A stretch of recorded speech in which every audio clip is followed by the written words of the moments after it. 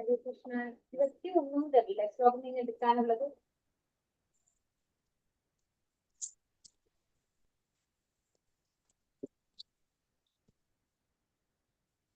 ഹരേ കൃഷ്ണ. ശ്ലോക number 21 അല്ലേ മാതാജി?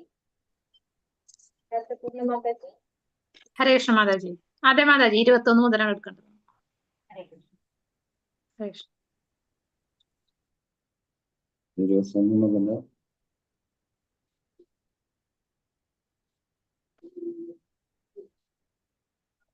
പോയി.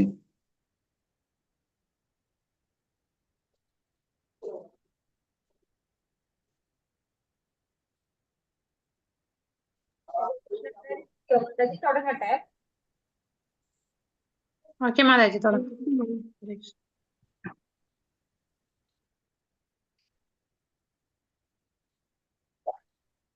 Redmi 9 എഴുതിയിരിക്കുന്നത് ആരാ?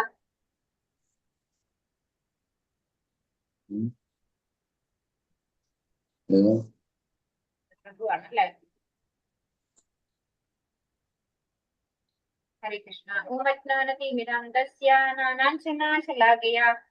ചക്ഷുരുന്മീലിതം യേന തസ്മൈ ശ്രീഗുരവേ നമഃ.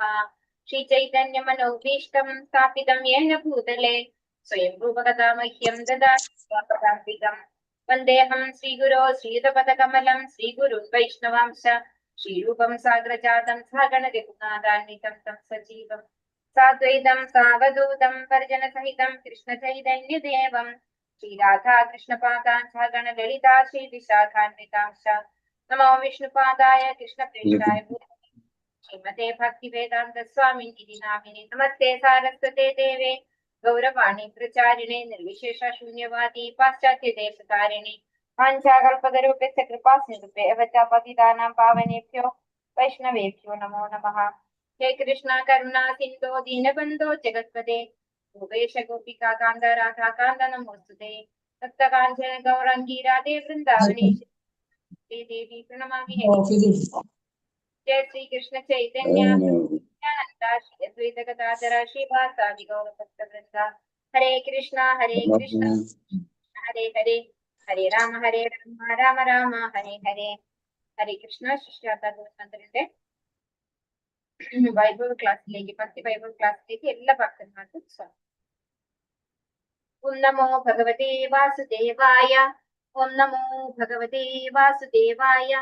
ഓം നമോ ഭഗവതേ വാസുദേവായ. നിഗമകൽപതരോർഗളിതം ഫലം ശുഖമുഖാദമൃതദ്രവ സംയുതം പിബത ഭാഗവതം രസമാലയം പുരഹോർത്തികാ ഭുവി ഭാവുകാഃ. നാരായണം നമസ്കൃത്യ നരം ചൈവ നരോത്തമം ദേവീം സരസ്വതീം വ്യാസം തതോ ജയമുദിരയേത് നഷ്ടപ്രായേഷു ഭദ്രേഷു. നിത്യം ഭാഗവത സേവയാ ഭഗവതി ഉത്തമ ശ്ലോകേ ഭക്തിർഭവതി നൈഷ്ഠികീം. കൃഷ്ണായ വാസുദേവായ ദേവകീ നന്ദനായ ച ഗോപകുമാരായ ഗോവിന്ദായ നമോ നമഃ. ഹരേ കൃഷ്ണ. മദേകബന്ധോ മത്സംഗിൻ മത്പുരോ മന്മാദന മന്നിഷ്കാരക മദ്ഭാഗ്യമതാനന്ദാനമുസ്തേ. ഗ്രന്ഥ ശ്രീമദ് ഭാഗവതം കി ജയ ശ്രീ പ്രഭുപാദ് കി ജയ. ശ്രീമദ് ഭാഗവതം സ്കന്ധം 1 അധ്യായം 2 ദിവ്യത്വവും ദിവ്യസേവനവും. അപ്പോ നമ്മളെ കഴിഞ്ഞ ക്ലാസ്സില് 2ാമത്തെ അധ്യായത്തിൽ നമ്മൾ എന്തൊക്കെയാ പഠിച്ചേ?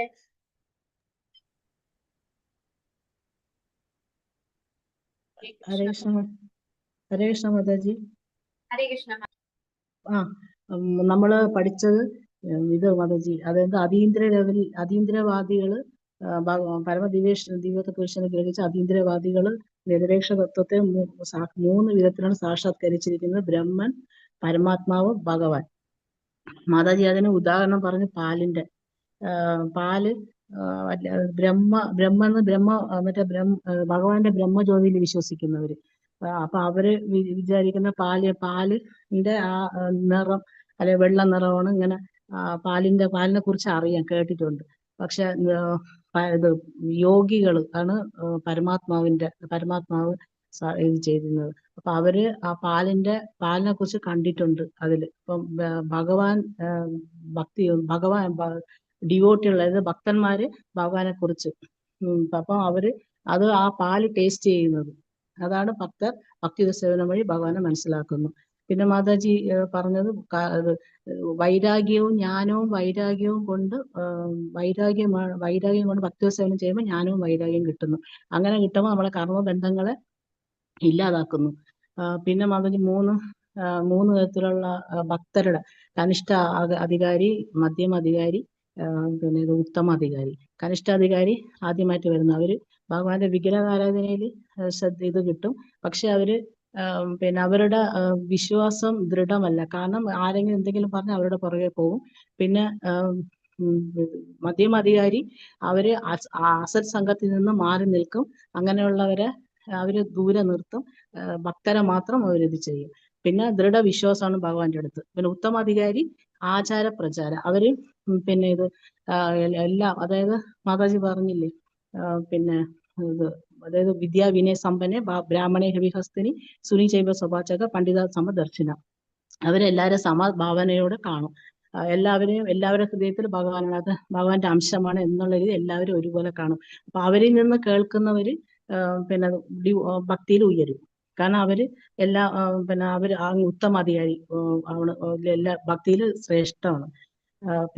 പിന്നെ മാതാജി ഇത് പറഞ്ഞത് വെള്ളം ഒഴിക്കുന്ന ഭഗവാനെ പൂജ ചെയ്യാൻ മതി. ഉദരത്തില് നമ്മൾ ആഹാരം കഴിക്കുമ്പോൾ ഉദരത്തില് പോയിട്ട് ശരീരത്തിന്റെ എല്ലാ ഭാഗത്തും അത് കിട്ടുന്നത് പോലെ ഭഗവാൻ ഇത് ചെയ്ത് എല്ലാ ദേവതമാരും പിന്നെ ഇത് തൃപ്തിയാണ്.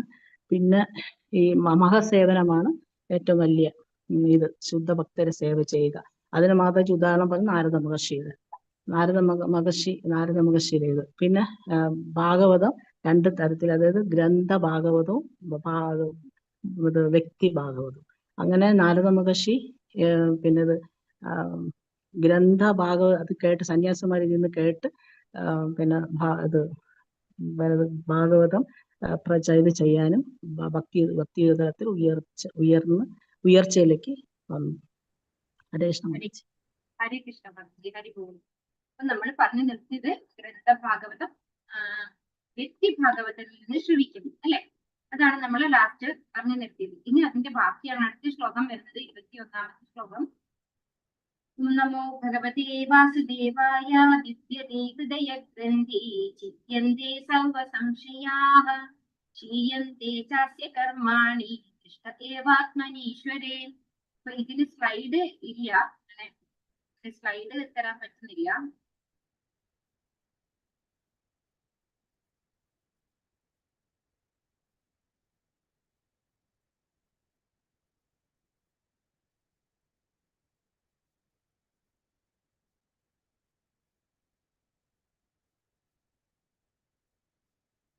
ഈ ഒരു ശ്ലോകത്തിന്റെ മീനിങ് എപ്രകാരം ഹൃദയബന്ധങ്ങൾ ഭേദിക്കപ്പെടുകയും അപ്രകാരം ഹൃദയബന്ധങ്ങൾ ഭേദിക്കപ്പെടുകയും സർവ ആശങ്കകളും ഖണ്ഡമായി ഛേദിക്കപ്പെടുകയും ചെയ്യുന്നു.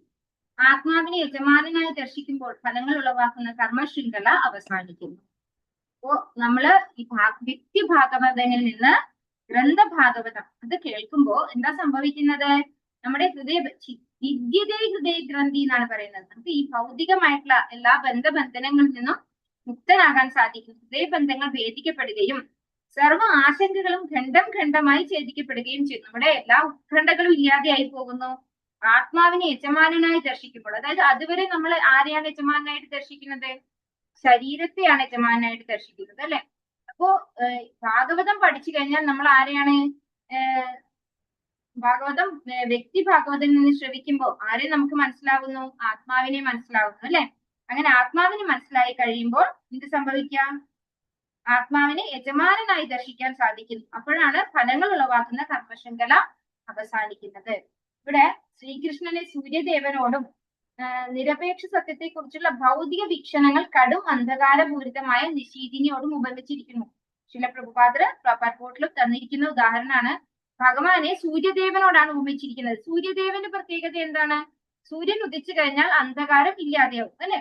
അതുപോലെ നമ്മൾ നിരപേക്ഷ സത്യത്തെ കുറിച്ച്, അതായത് ഭഗവാനെ കുറിച്ചുള്ള അറിവ് ഭൗതിക വീക്ഷണങ്ങളിലൂടെ കാണുമ്പോൾ അത് എന്താണ്? അത് അന്ധകാരത്തിലാണ് വരുന്നത്.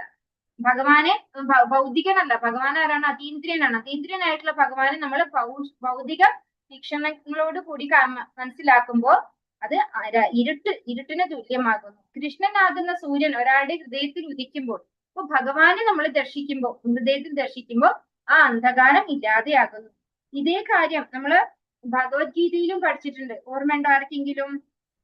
ഭഗവത്ഗീത 10-ാമത്തെ അധ്യായം 11-ാമത്തെ ശ്ലോകം. തേഷാമേവാനുകമ്പാതം അഹമജ്ഞാനജം തമഃ നാശയാമ്യാത്മഭാവസ്തോ ജ്ഞാനദീപേന അല്ലെ, ജ്ഞാനദീപേന ഭാസ്വതാം അല്ലെ. അത് ആ ശ്ലോകത്തിലും ഇതേ കാര്യം തന്നെയാണ് ഭഗവാൻ പറയുന്നത് അല്ലെ. ഭഗവാനായിട്ടാണ് എന്ത് ആ അജ്ഞാനമാകുന്ന അന്ധകാരത്തിൽ നിന്ന് ജ്ഞാനമാകുന്ന ദീപം കൊണ്ട് നമ്മളെ ഹൃദയം പ്രകാശപൂരിതമാക്കുകയാണ് ചെയ്യുന്നത്. അപ്പൊ എന്ത് സംഭവിക്കുന്നു? അജ്ഞാനമാകുന്ന അന്ധകാരം തനി ഇല്ലാതെയാവുന്നു. ഏതുപോലെയാണോ നമ്മള് ഒരു ഇരുട്ടുള്ള മുറിയിൽ കടന്നിട്ട് നമ്മള് സ്വിച്ച് ഓൺ ആക്കുന്നത്, ലൈറ്റിന്റെ സ്വിച്ച് ഓൺ ആക്കുന്നത്, അപ്പൊ ലൈറ്റ് തെളിയും അല്ലെ. ആ ലൈറ്റ് തെളിയുമ്പോ അവിടെ എന്തുണ്ടാവില്ല? ഇരുട്ടുണ്ടാവില്ല. അതുപോലെ ഭഗവാനെ സംബന്ധിക്കുന്ന ജ്ഞാനം ഭഗവാൻ തന്നെ നമ്മുടെ ഹൃദയത്തിൽ തരികയാണ് ചെയ്യുക. അത് നമ്മളെ ഭക്തി രസാമൃത സിന്ധുവിൽ നമ്മൾ പഠിച്ചിട്ടുണ്ട്. എന്താണ് പഠിച്ചത്? ഓർമ്മയുണ്ട് ആർക്കെങ്കിലും? അത ശ്രീകൃഷ്ണ നാമാദി നഭവേഗ്രാഹ്യമിന്ദ്രിയൈഹി സേവോന്മുഖൈഹി ജിഹ്വാദൗ സ്വയമേവ സ്ഫുരത്യതഃ. ഭഗവാനെ സംബന്ധിക്കുന്ന ജ്ഞാനം എന്ന് പറയുന്നത് നമ്മുടെ ഈ ഭൗതികമായ ഇന്ദ്രിയങ്ങൾ കൊണ്ട് മനസ്സിലാക്കാൻ സാധിക്കുന്ന ഒന്നല്ല. അത് ഭഗവാൻ തന്നെ നമ്മളെ സേവ ചെയ്യുമ്പോൾ, ഭഗവാനെ ഭക്തിയുടെ സേവനം ചെയ്യാൻ തുടങ്ങുമ്പോൾ നമ്മുടെ ഉള്ളിൽ ഭഗവാൻ തന്നെ തെളിയിച്ചു തരുന്നതാണ്. ഇത് ശ്രീമദ് ഭാഗവതത്തിന്റെ 1-ാം സ്കന്ധത്തിന്റെ 1-ാമത്തെ അധ്യായത്തില് ഭഗവാൻ ആദ്യം തന്നെ ആർക്കാണ് ഹൃദയത്തിലേക്ക് ജ്ഞാനം പകർന്നു കൊടുത്തെന്ന് പറഞ്ഞിട്ടുണ്ട് അല്ലെ. ബ്രഹ്മാവിന് തേനേ ബ്രഹ്മഹൃദായ ആദി കവയെ മുഖ്യന്തി സൂര്യ നമ്മൾ പഠിച്ചതാണത്. അപ്പോ ഭഗവാൻ ഹൃദയത്തിലേക്കാണ് ജ്ഞാനം പകർന്നു കൊടുക്കുന്നത്. അപ്പൊ നമുക്ക് ഭൗതികമായിട്ട് മനസ്സിലാക്കാൻ സാധിക്കുന്ന ഒന്നല്ല ഭഗവാനെ സംബന്ധിക്കുന്ന ജ്ഞാനം എന്ന് പറയുന്നത്. കാരണം ഭഗവാൻ അതീന്ദ്രിയനാണ്, ഭഗവാനെ സംബന്ധിക്കുന്നതും അതീന്ദ്രിയമാണ്.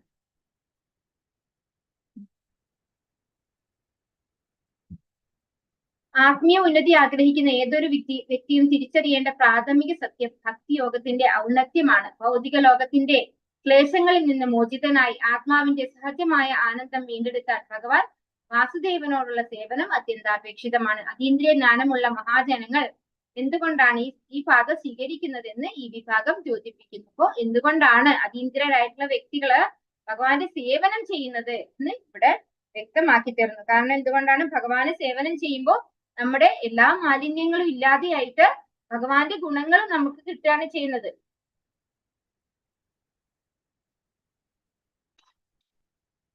വലിയ പർക്കോട്ടാണ്. ഇതിൽ കുറെ കാര്യങ്ങൾ എഴുതിയിട്ടുണ്ട്. അതുപോലെ ഒരു ചെറിയൊരു കാര്യം എഴുതിയിട്ടുള്ളത്, കൃഷ്ണനാകുന്ന സൂര്യൻ ഒരാളുടെ ഹൃദയത്തിൽ ഉദിക്കുമ്പോൾ കടും അന്ധകാരമാകുന്ന പരമ ദിവ്യോത്തമ പുരുഷനെയും ജീവാത്മാക്കളെയും സംബന്ധിക്കുന്ന ഭൗതിക വീക്ഷണങ്ങൾ തൽക്ഷണം ദൂരീകരിക്കപ്പെടുന്നു. സൂര്യൻ സന്നിഹിതനായാൽ പിന്നെ അന്ധകാരത്തിന് നിലനിൽപ്പില്ല. അപ്രകാരം കടും അന്ധകാരമാകുന്ന അജ്ഞതയിൽ ഒളിഞ്ഞിരിക്കുന്ന ആപേക്ഷിക സത്യങ്ങൾ ഏവരുടെയും ഹൃദയത്തിൽ പരമാത്മാവായി നിവസിക്കുന്ന കൃഷ്ണകൃപയാൽ സ്പഷ്ടമാകുന്നു. ഇവിടെയും പറഞ്ഞിരിക്കുന്നത് എന്താണ്? ഭഗവാന്റെ കൃപയാലാണ് നമുക്ക് ഭഗവാനെ കുറിച്ചുള്ള ജ്ഞാനം ലഭിക്കുന്നത്. അപ്പോ സ്വയമേവ സ്ഫുരത്യതഃ എന്ന് പറഞ്ഞതും സെയിമാണ് അല്ലെ. ഭഗവാനെ സംബന്ധിക്കുന്ന ജ്ഞാനം നമ്മുടെ ഇന്ദ്രിയങ്ങൾ കൊണ്ട് നമ്മൾ കഷ്ടപ്പെട്ട് നമുക്ക് പഠിച്ചെടുക്കാൻ പറ്റുന്ന ഒന്നല്ല, ഭഗവാനാൽ തരുന്നതാണ് ആ ജ്ഞാനം. ഓം നമോ ഭഗവതേ വാസുദേവായ.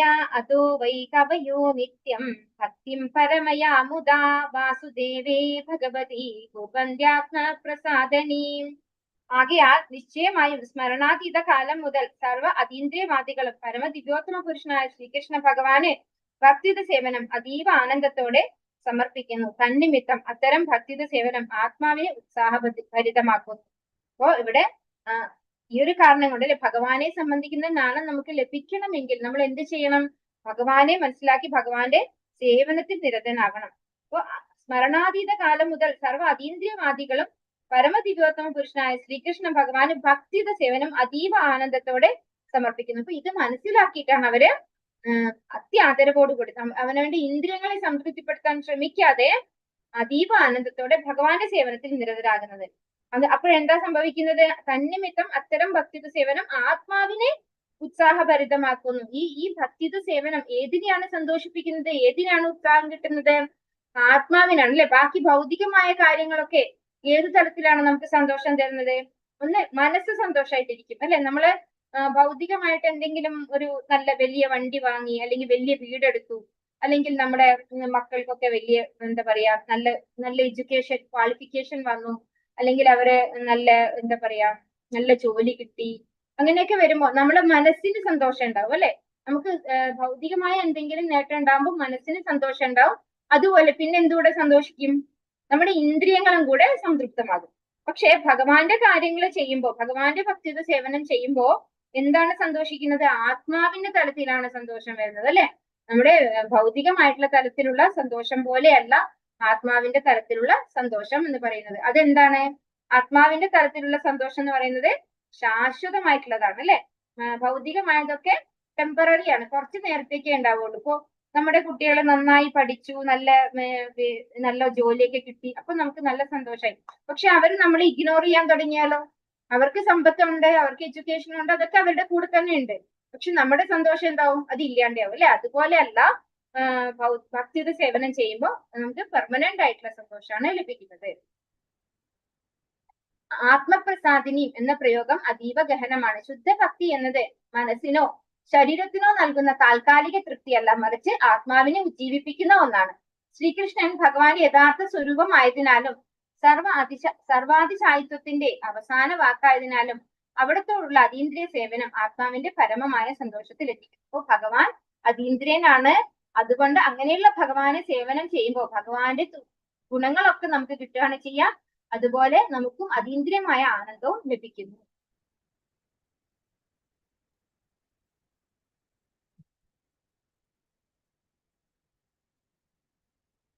സത്വം രജസ്തമ ഇതി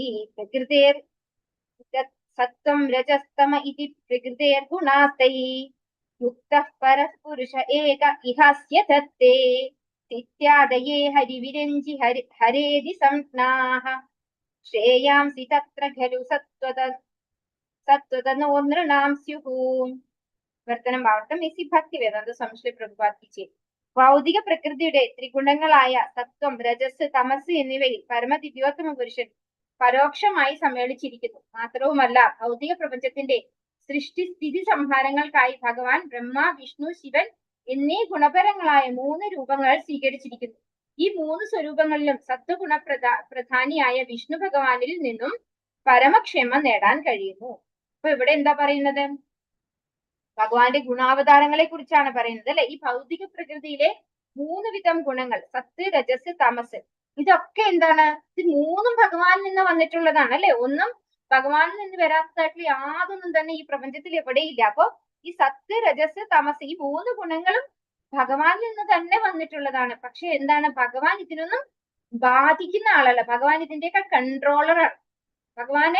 ഭഗവാൻ ഇവരെയൊക്കെ നിയന്ത്രിക്കാൻ സാധിക്കും. അപ്പൊ ഈ 3 ഗുണങ്ങളിലല്ല ഭഗവാൻ ഉള്ളത്, പക്ഷെ ഭഗവാനിൽ നിന്നാണ് ഈ 3 ഗുണങ്ങൾ വന്നിട്ടുള്ളത്. ഈ 3 ഗുണങ്ങൾക്ക് അനുസരിച്ച് ഭഗവാൻ ഓരോ അവതാരം വന്നിട്ടുണ്ട് അല്ലെ. സൃഷ്ടി, സ്ഥിതി, സംഹാരം, ഇത് 3 ആരാണ് നിയന്ത്രിക്കുന്നത്? സൃഷ്ടി എന്ന് പറയുന്നത് രജോ ഗുണത്തിലുള്ള ഒരു പ്രവൃത്തിയാണ് അല്ലെ. സൃഷ്ടിക്കുക പറയാൻ അതിന് വേണ്ടുന്ന എന്താണ്, രജോ ഗുണാണ്. അതിൽ സ്ഥിതനായിട്ടുള്ള അവതാരം ഏതാണ്? ഗുണാവതാരം എന്നാണ് ഇത് പറയുന്നത്. ബ്രഹ്മദേവനാണ് രജോ ഗുണത്തിലുള്ള സൃഷ്ടിയുടെ കൺട്രോളർ ആയിട്ടുള്ള ഭഗവാന്റെ ഗുണാവതാരം. പിന്നെ സംഹാരം ആരാണ് ചെയ്യുന്നത്? മഹാദേവനാണ് ചെയ്യുന്നത് അല്ലെ, ശിവനാണ് ചെയ്യുന്നത്. അത് തമോ ഗുണത്തിലാണ്. സംഹാരം എന്ന് പറയുന്നത് തമോ ഗുണത്തിലുള്ള അവതാരമാണ്, ഭഗവാന്റെ ഗുണാവതാരമാണ് മഹാദേവൻ. അതുപോലെ സ്ഥിതി എന്ന് പറയുന്നത് സത്വഗുണത്തിലുള്ള ഭഗവാന്റെ അവതാരമാണ്. അത് വിഷ്ണു ഭഗവാനാണ് അല്ലെ. ഭഗവാൻ വിഷ്ണുവിന്റെ കൺട്രോളിലാണ് എന്തുള്ളത്, സ്ഥിതി എന്ന് പറയുന്നത്. അപ്പോ ബ്രഹ്മ, വിഷ്ണു, ശിവൻ ഇങ്ങനെ ഗുണപരമായ 3 രൂപങ്ങൾ ഭഗവാൻ സ്വീകരിച്ചിരിക്കുന്നു എന്നാണ് ഇവിടെ പറയുന്നത്. ഭഗവാൻ തന്നെയാണ് ഈ 3 രൂപങ്ങളായിട്ട് വന്നിട്ടുള്ളത്. ഈ 3 സ്വരൂപങ്ങളിലും സത്വഗുണപ്രധാനിയായ വിഷ്ണു ഭഗവാനിൽ നിന്നും പരമക്ഷേമം നേടാൻ കഴിയുന്നു. ഇവരിൽ ഏറ്റവും പ്രധാനിയായിട്ടുള്ള വിഷ്ണുവിൽ നിന്നാണ് നമുക്ക് പരമമായ ക്ഷേമം ലഭ്യമാകുന്നത്. ഭൗതിക പ്രപഞ്ചത്തിന്റെ സൃഷ്ടി, സ്ഥിതി, സംഹാരം എന്നിവ ത്രിഗുണങ്ങളുടെ നിയന്ത്രണത്താലാണ്. ഈ ഗുണങ്ങളെ നിയന്ത്രിക്കുന്ന ബ്രഹ്മാവ്, ശിവൻ, വിഷ്ണു എന്നിവരിൽ വിഷ്ണുവിന്റെ സ്ഥാനം തിരിച്ചറിയുന്നത് മായയുടെ കെണിയിൽ നിന്ന് രക്ഷപ്പെടാൻ സാധകനെ സഹായിക്കുന്നു. ഈ വിഭാഗം ത്രിമൂർത്തികളുടെ പദവിയും അവരിൽ വിഷ്ണുവിനുള്ള സവിശേഷ വിശകലനവും ചെയ്യുന്നു. അപ്പോൾ വിഷ്ണുവിനെ കുറിച്ച് മനസ്സിലാക്കി കഴിഞ്ഞാൽ എന്താണ്, നമുക്ക് ഈ ഭൗതികമായ കെട്ടുപാടിൽ നിന്നും പുറത്തു കടക്കാൻ സാധിക്കും. വിഷ്ണു എന്ന് പറയുന്നത് ഭഗവാന്റെ തന്നെ അവതാരമാണ്. പക്ഷെ അംശ അവതാരം അല്ലെങ്കിൽ ഇവിടെ ഈ 3 സൃഷ്ടി സ്ഥിതി സംഹാരത്തിൽ വരുന്നത് ഗുണാവതാരമാണ്. വിഷ്ണു പറയുമ്പോൾ നമുക്കറിയാം എത്ര വിഷ്ണു ഉണ്ട്. കാരോദകശായി വിഷ്ണു ഉണ്ട്, ഗർഭോദകശായി വിഷ്ണു ഉണ്ട്, ക്ഷീരോദകശായി വിഷ്ണു. ഇവിടെ പറയുന്ന വിഷ്ണു പറയുന്നത് ക്ഷീരോദകശായി വിഷ്ണുവാണ്.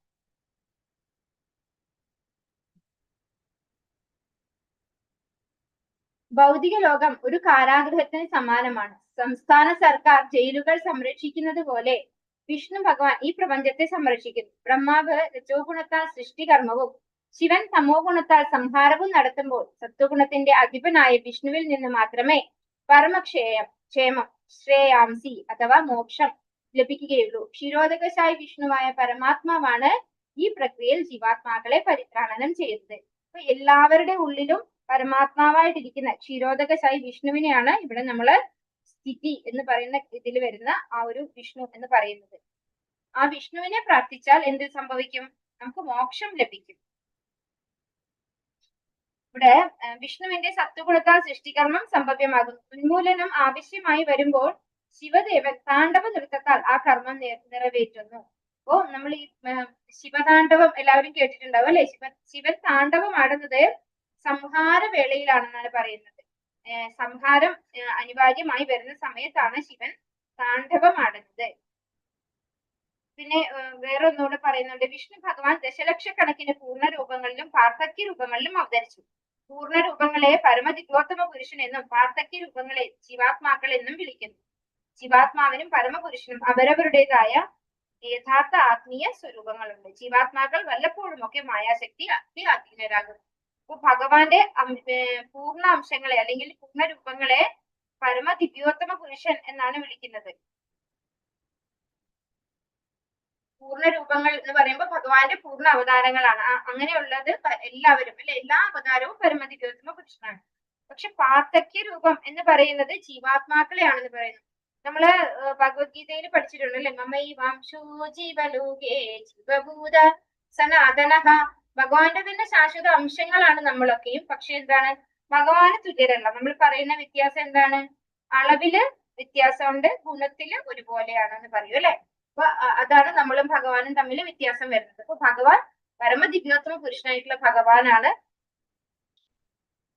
നമ്മള് ഭഗവാന്റെ ശാശ്വത അംശങ്ങൾ. ഓം നമോ ഭഗവതേ വാസുദേവായ. പാർത്ഥിവാദാരുണോ ധൂമഃ തസ്മാദഗ്നിസ്ത്രയീമയഃ തമസസ്തുരജസ്തസ്മാൽ സത്വം യൽ ബ്രഹ്മദർശനം. പൃഥ്വിയുടെ തന്നെ ഒരു രൂപാന്തീകരണമാണ് വിറക്. എന്നാൽ പുക അസംസ്കൃത തടിയേക്കാൾ മെച്ചപ്പെട്ടതാണ്. പക്ഷെ അഗ്നി അധികം മേന്മയുള്ളതാകും. അഗ്നി മുഖേന വേദങ്ങൾ അനുശാസിക്കുന്ന യാഗങ്ങളിലൂടെ നാം പരമജ്ഞാന നേട്ടം പ്രാപ്തമാക്കുന്നു. അതേപോലെ രജോ ഗുണം തമോ ഗുണത്തേക്കാൾ മെച്ചപ്പെട്ടതാണെങ്കിലും സത്വഗുണം അതീവ മേന്മയുള്ളതാകും. എന്തെന്നാൽ സത്വഗുണത്തിൽ ഒരാൾ നിരപേക്ഷ സത്യസാക്ഷാത്കാരം സാധ്യമാക്കി തീർക്കുന്നു. അപ്പൊ ഇവിടെ ഒരു കമ്പാരിസൺ ആണ് വരുന്നത്. എന്താണ് വരുന്നത്? പൃഥ്വിയുടെ തന്നെ രൂപാന്തീകരണം, അതായത് ഈ ഭൂമി തന്നെയാണ് എന്ത് വിറകായിട്ട് വരുന്നത്. അതിന്റെ ഒരു രൂപമാറ്റമാണ് വിറകെന്ന് പറയുന്നത്. ഈ വിറകിൽ എന്തുണ്ട്? അഗ്നിയുണ്ട് അല്ലെ. വിറകിൽ അഗ്നി ഉള്ളത് കൊണ്ടാണ് അത് കത്തുന്നത്. അപ്പൊ എന്നാൽ പുക അസംസ്കൃത തടിയേക്കാൾ മിച്ചപ്പെട്ടതാണ്. അതായത് ഈ വിറകിനേക്കാൾ മെച്ചമാണ് എന്ത്? പുക എന്നാണ് പറയുന്നത്. പക്ഷേ അഗ്നി അധികം മേന്മയുള്ളതാകും. അഗ്നി എന്താണ്? എല്ലാം കത്തിച്ച് ചാമ്പലാക്കുന്നു. പുക ഇങ്ങനെ പുകഞ്ഞുകൊണ്ടിരിക്കുകയുള്ളൂ. അപ്പൊ വിറകെന്ന് പറയുന്നത് എന്താണ്? അത് കത്തുന്നില്ല അല്ലെ. അതിങ്ങനെ ഒരു അസംസ്കൃത വസ്തുവായിട്ട് അവിടെ ഇരിക്കുകയാണ് ചെയ്യുന്നത്. അപ്പൊ അതിലും ബെറ്റർ ആണ് എന്ത്? പുക എന്ന് പറയുന്നത്. വിറകിലും ബെറ്റർ ആണ് പുക, പുകയിലും ബെറ്റർ ആണ് എന്ത്? അഗ്നി എന്ന് പറയുന്നത്. അഗ്നി മുഖേന വേദങ്ങൾ അനുശാസിക്കുന്ന യാഗങ്ങളിലൂടെ നാം ജ്ഞാന നേട്ടം പ്രാപ്തമാക്കുന്നു. അപ്പൊ അഗ്നി ഉപയോഗിച്ചിട്ടാണ് എന്ത് ചെയ്യുന്നത്? നമ്മള് യാഗങ്ങളും അതുപോലെ യജ്ഞങ്ങളും ഒക്കെ ചെയ്യുന്നത് അല്ലെ. ആ യജ്ഞം ചെയ്യുമ്പോൾ നമുക്ക് എന്ത് ചെയ്യാൻ പറ്റും? പരമമായ നേട്ടം, പരമജ്ഞാന നേട്ടം പ്രാപ്തമാകുന്നു. അതുപോലെ രജോ ഗുണം, അവിടെ ഇതാണ് കമ്പയർ ചെയ്യുന്നത്. അതായത് സത്യ രജസ് തമസ് എന്നുള്ള ഗുണങ്ങളെയാണ് ഇവിടെ കമ്പയർ ചെയ്യുന്നത്. രജോ ഗുണം തമോ ഗുണത്തെക്കാൾ മെച്ചപ്പെട്ടതാണെങ്കിലും സത്വഗുണം അതീവ മേന്മയുള്ളതാകും. എന്തെന്നാൽ സത്വഗുണത്തിൽ ഒരാൾ നിരപേക്ഷ സത്യസാക്ഷാത്കാരം സാധ്യമാക്കി തീർക്കുന്നു. അപ്പോൾ ഏറ്റവും കുറഞ്ഞ ഗുണത്തിലുള്ളത് വിറകാണെന്നത് പോലെ ഏറ്റവും കുറഞ്ഞ ഗുണത്തിലുള്ളത് ഇവിടെ എന്താണ്? തമോ ഗുണമാണ് അല്ലെ? തമോ ഗുണമാണ് ഏറ്റവും കുറഞ്ഞത്. അതിലും ബെറ്റർ ആണ് എന്ത്? രജോ ഗുണം എന്ന് പറയുന്നത്. അതിലും ഉന്നതമാണ് സത്വഗുണം. എന്തുകൊണ്ടാണ് സത്വഗുണം ഉന്നതമായിട്ടിരിക്കുന്നത്? ഈ സത്വഗുണത്തിൽ ഇരിക്കുമ്പോൾ നമുക്ക് ഭഗവത് സാക്ഷാത്കാരം സാധ്യമാകുന്നു. മിനിമം നമ്മൾ സത്വഗുണത്തിലെങ്കിലും ഇരുന്നാൽ മാത്രമേ നമുക്ക് ഈ പറയുന്ന ഭഗവത്ഗീത ഭാഗവതം ഒക്കെ പറഞ്ഞാൽ മനസ്സിലാകുള്ളൂ. അപ്പൊ ഇവിടെ ഈ കമ്പാരിസൺ വന്നിരിക്കുന്നത് വിറക്, പുക, അതുപോലെ അഗ്നി, അതുപോലെ ഇവിടെ തമോ ഗുണം, രജോ ഗുണം, സത്വഗുണം. ഇതാണ് ഈ കമ്പാരിസൺ വന്നിട്ടുള്ളത്.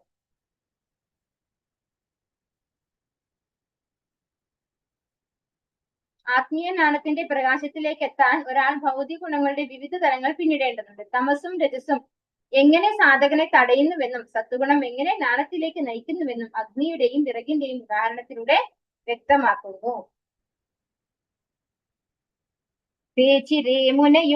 മുനയോധാഗ്രേ ഭഗവന്തമഥോക്ഷജം സത്വം വിശുദ്ധം ക്ഷേമായ കൽപ്പന്തേയേനു താനിഹാം. ഭഗവാന്റെ അസ്തിത്വം ഭൗതിക പ്രകൃതിയുടെ ത്രിഗുണങ്ങൾക്ക് അതീതമാകയാൽ സർവ്വ ഋഷിശ്രേഷ്ഠന്മാരും പരമദിവ്യോത്തമ പുരുഷന് സേവനം സമർപ്പിക്കുകയുണ്ടായി. ഭൗതിക അവസ്ഥയിൽ നിന്നും സ്വതന്ത്രരാകാനും അവർ ഭഗവാനെ ആരാധിച്ചു. അവണ്ണമുള്ള ശ്രേഷ്ഠ പ്രാമാണികന്മാരെ പിന്തുടരുന്നത് ആരായാലും ഭൗതിക ലോകത്തിൽ നിന്നും സ്വതന്ത്രമാകാൻ യോഗ്യരാകുന്നു.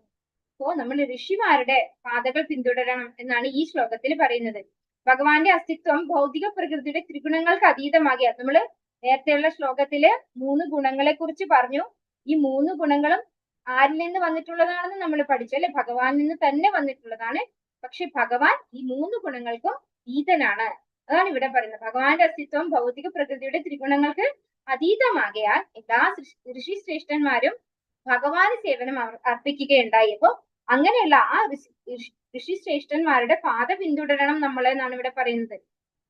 അങ്ങനെയാണെങ്കിൽ മാത്രമേ നമുക്ക് ഈ ഭൗതിക ലോകത്തിന്റെ കെട്ടുപാടിൽ നിന്ന് മുക്തരാവാൻ സാധിക്കുള്ളൂ. അതായത് മോക്ഷം നമുക്ക് ലഭിക്കുള്ളൂ. തമോ ഗുണം അസാൻമാഗികതയെയും രജോ ഗുണം ഭൗതികമായ ഭോഗ ലാലസതയെയും സൂചിപ്പിക്കുന്നു. വിറക് കത്തുമ്പോൾ ഉണ്ടാകുന്ന പുക രജോ ഗുണത്തിന് സമാനമാണ്. അത് അഗ്നിയെ, സത്വഗുണം, കാണാൻ തടസ്സം ഉണ്ടാക്കുന്നു. ഒരു ശിഷ്യൻ സത്വഗുണ പദവിയിലേക്ക് ഉയരുമ്പോൾ മാത്രമേ സത്യസാക്ഷാത്കാരം സാധ്യമാകൂ. ഇതിനായി ഉത്തമ വിശ്വാസയോഗ്യനായ ഒരു ആത്മീയാചാര്യന്റെ മാർഗനിർദ്ദേശം അനിവാര്യമാണ്. ഇത് നേരത്തെയുള്ള ശ്ലോകത്തിന്റെയാണ്.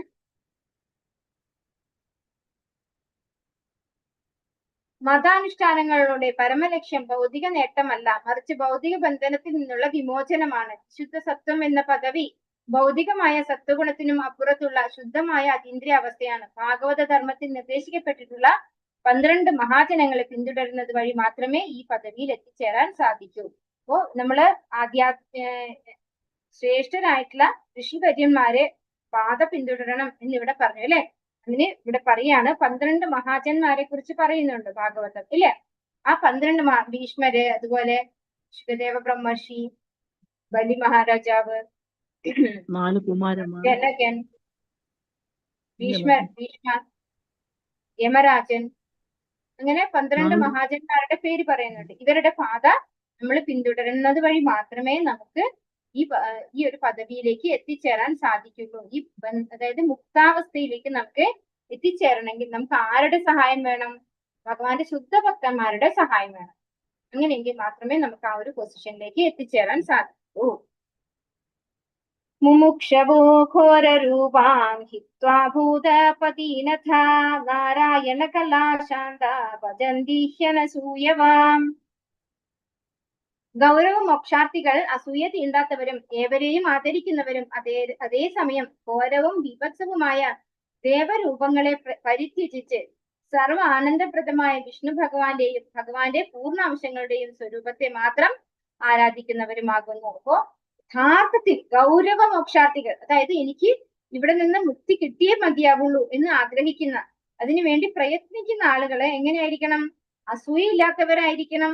അതുപോലെ എല്ലാവരെയും റെസ്പെക്ട് ചെയ്യുന്നവരായിരിക്കണം അല്ലെ? നമ്മള് നേരത്തെ പറഞ്ഞു ഭഗവത്ഗീതയിലുള്ള ശ്ലോകം വിദ്യ വിനയ സമ്പന്നേ ബ്രാഹ്മണേ ഗതിയസ്മി ശുനിജൈവശപാത്യേച പണ്ഡിത സമദർശന. ആ ഒരു കാറ്റഗറിയിലേക്ക് അവരെത്തണം.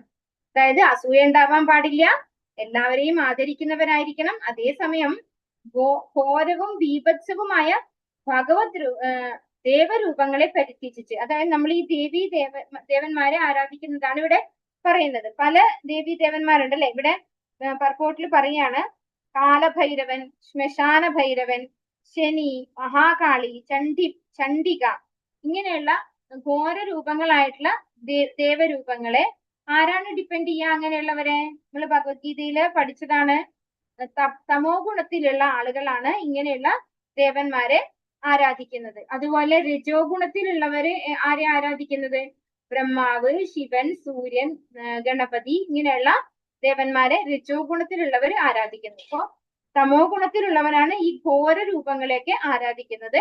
രജോ ഗുണത്തിലുള്ളവര് ശിവൻ, ബ്രഹ്മാവ്, സൂര്യൻ, ഗണപതി അങ്ങനെയുള്ള ദേവന്മാരെയൊക്കെ ആശ്രയിക്കുന്നു. ഭഗവാനെ ആശ്രയിക്കുന്നത് ആരാണ്? സത്വഗുണത്തിലുള്ളവരാണ് അല്ലെ. പരിപൂർണമായിട്ട് സത്വഗുണത്തിൽ ഇരിക്കുന്നവരാണ് ഭഗവാനെ ആശ്രയിക്കുന്നത്. അവരെയൊക്കെ പരിത്യജിച്ച്, അതായത് അതേസമയം ഘോരവും വിപത്സവുമായ ദേവരൂപങ്ങളെ പരിത്യജിച്ച് സർവാനന്ദപ്രദമായ വിഷ്ണു ഭഗവാന്റെയും ഭഗവാന്റെ പൂർണ്ണ അംശങ്ങളുടെയും സ്വരൂപത്തെ മാത്രം ആരാധിക്കുന്നു. അതായത് നമുക്ക് ഭഗവാനെ ആരാധിക്കുക പറഞ്ഞ ശ്രീകൃഷ്ണൻ മാത്രമേ ആരാധിക്കാവൂ എന്നില്ല. നമുക്ക് വാമനദേവനെ ആരാധിക്കാം, നമുക്ക് എന്താണ് നരസിംഹമൂർത്തിയെ ആരാധിക്കാം അല്ലെ. ഭഗവാന്റെ കുറെ പൂർണ്ണാംശങ്ങളുണ്ട്. അതിൽ ഏത് രൂപത്തെ വേണമെങ്കിലും നമുക്ക് ആരാധിക്കാം. ഓരോരുത്തർക്കും അവനവരുടേതായ രീതിയിൽ എന്താ പറയാ, ഓരോരുത്തർക്കും ഓരോ ഇഷ്ടം ഉണ്ടാവും അല്ലെ. ഇഷ്ടദേവന്മാർ നമുക്കറിയാം. പ്രഹ്ലാദ് മഹാരാജാവിന്റെ ഇഷ്ടദേവൻ ആരാണ്? നരസിംഹമൂർത്തിയാണ് അല്ലെ. നരസിംഹ ഭഗവാനാണ് പ്രഹ്ലാദ് മഹാരാജാവിന്റെ ഇഷ്ടമൂർത്തി. അതുപോലെ ധ്രുവ മഹാരാജാവിന് നാരായണനാണ്. ഇങ്ങനെ ഓരോരുത്തർക്കും നമുക്ക് ഇവിടെ ഭീഷ്മ പിതാമഹൻ ഭഗവാനെ ഏത് രൂപത്തിലാണ് ആരാധിച്ചത്? പാർത്ഥസാരഥി രൂപത്തിലാണ് അല്ലെ. അങ്ങനെ ഓരോരോ രൂപത്തിൽ നമുക്ക് ഇഷ്ടമുള്ളത് പോലെ ആരാധിക്കാം. ഇവിടെ പറയുന്നു വിഷ്ണു തത്വങ്ങളെ അഥവാ പരമദിവ്യോത്തമ പുരുഷനായ നാരായണന്റെ പൂർണ്ണ അധികാരമുള്ള അംശങ്ങളെ അവിഭാജ്യ ഘടകങ്ങളുടെ അതേ പട്ടികയിൽ തരംതിരിക്കരുത്. അതായത് മറ്റു ദേവി ദേവന്മാരുടെ കാര്യമാണ് പറയുന്നത്. പാർത്ഥക്യ അവിഭാജ്യ ഘടകങ്ങൾ പരിമിതങ്ങളായ ശക്തിയുള്ളവയാകുന്നു. അതായത് നമ്മള് മനസ്സിലാക്കേണ്ട ഒരു കാര്യം, ദേവീ ദേവന്മാരും നമ്മളെ പോലെ ജീവാത്മാക്കളാണ്. അവരാരും എന്തല്ല ഭഗവാന്റെ പൂർണ്ണ അംശങ്ങളോ കലാവതാരങ്ങളോ ഒന്നുമല്ല. ദേവീ ദേവന്മാരെന്ന് പറയുന്നത് നമ്മളെ പോലത്തെ തന്നെ ഒരു ജീവാത്മാവാണ്. പക്ഷെ നമ്മളെക്കാൾ ഉയർന്നതാണ് അവര്. നമ്മളുടെ സ്റ്റാൻഡേർഡിലല്ല അവരുള്ളത്. അപ്പൊ അവരെയും ഭഗവാനെയും ഒരുപോലെ കണക്കാക്കുന്നവരെ എന്താ വിളിക്കുന്നത് ഇവിടെ? പാഷണ്ഡി എന്ന് നാമമുള്ള അപരാധികളായി തീരുന്നു എന്നാണ് പറയുന്നത്. ഭഗവാനെയും മറ്റു ദേവന്മാരെയും ഒരേപോലെ കണക്കാക്കുന്നവരെ പാഷണ്ഡി എന്നാണ് പറയുന്നത്.